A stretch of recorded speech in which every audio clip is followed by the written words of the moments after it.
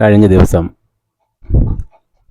KCB കുത്തോട് സബ്സ്റ്റേഷനിൽ നിന്നും വൈദ്യുതി കമ്പികളിൽ തട്ടിയുരസി വൈദ്യുതിക്ക് തടസ്സം വരുത്തുന്ന പത്തിലുകൾ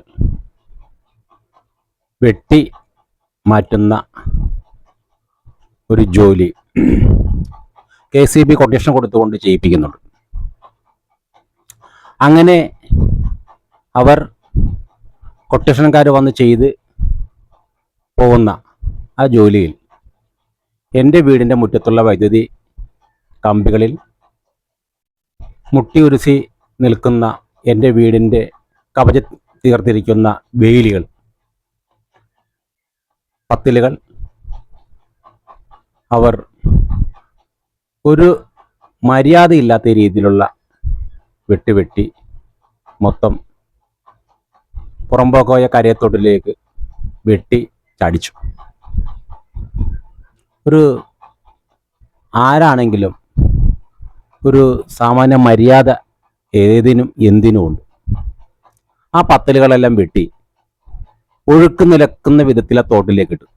പണ്ട് ഈ തോട് ചീഞ്ഞലിഞ്ഞ് ദുർഗന്ധം വമിക്കുന്ന കരയത്തോടാണ്. പല കുറി ഞാൻ തന്നെ പരാതികൾ നിവേദനങ്ങളായി പോയതില്ലാണ്ട് ഈ തോടുകൾ ശുദ്ധീകരിക്കുന്നതിനോ തോടുകളുടെ നീരൊഴുക്ക് വർദ്ധിപ്പിക്കുന്നതിനോ സർക്കാർ തലങ്ങളിൽ യാതൊരുവിധ നടപടികളും ചെയ്യുന്നില്ല. ഉദ്യോഗസ്ഥന്മാരെല്ലാം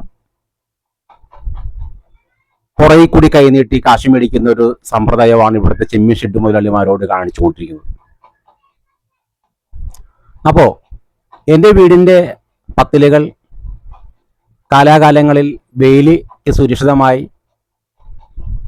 വേലി കെട്ടാൻ വേണ്ടി വളർത്തുന്ന പത്തിലുകൾ യാതൊരുവിധ മര്യാദയില്ലാത്ത രീതിയിൽ വെട്ടി അതിനെ ഒതുക്കിക്കളയുകയും ആ പത്തിലുകളെല്ലാം വെട്ടി കരയത്തൊട്ടിലേക്ക് ഇടുകയും കൂടിയാണ് ചെയ്തത്.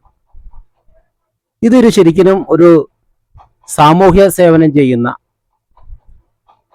പ്രവർത്തകർക്ക് ചേർന്നതല്ല. കാരണം ഏതൊരു ജോലിയും നാലക്കം ശമ്പളം മേടിക്കുമ്പോൾ നമ്മളൊരു സാമൂഹ്യ സേവനം കൂടിയാണ് അതിനകത്ത് ചെയ്യുന്നത്. അപ്പം ആ സാമൂഹ്യ സേവനം മറ്റുള്ളവർക്ക് കൂടി ഇഷ്ടപ്പെടുന്ന രീതിയിലായിരിക്കണം ചെയ്യേണ്ടത്. അതുകൊണ്ട് പ്രിയപ്പെട്ട KCB ടച്ചിങ് തൊഴിലാളികളോട് അവിടെ ഇരിക്കുന്ന മറ്റ് സേവന ഉദ്യോഗസ്ഥരോട് എനിക്ക് പറയാനുള്ളത്, അപേക്ഷിക്കാനുള്ളത്, അവർക്കൊരു നിർദ്ദേശം കൊടുക്കുക. കാരണം ഓരോ പാവപ്പെട്ടവൻ്റെ വീടിൻ്റെ കവചം തീർത്തിരിക്കുന്നത് വേലികളും ആ വേലികളിൽ നിന്നും പിടിച്ചു വരുന്ന പത്തലുകളുമാണ്.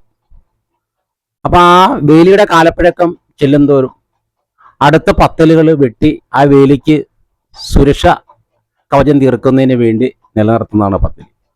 വൈദ്യുതി നമുക്ക് ആവശ്യമാണ്, വൈദ്യുതിയുടെ അപകടം നമുക്ക് ഒഴിവാക്കേണ്ടതാണ്. പക്ഷെ അത് ചെയ്യുമ്പോൾ അതിൻ്റെ ഒരു മര്യാദ കൂടി ചെയ്ത് പോകണമെന്ന് കൂടി ഓർക്കുക. അതല്ലെങ്കിൽ അതിൻ്റെ നിയമവശങ്ങളിലേക്ക് പോകേണ്ടി വരും. കാരണം എല്ലാത്തിനും അതിൻ്റെതായിട്ടുള്ള വശങ്ങളും കാര്യങ്ങളും അറിയാം നമുക്കെല്ലാവർക്കും.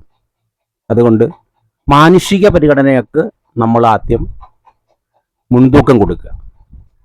സംരക്ഷണം വേണം, സുരക്ഷത വേണം എല്ലാത്തിനും.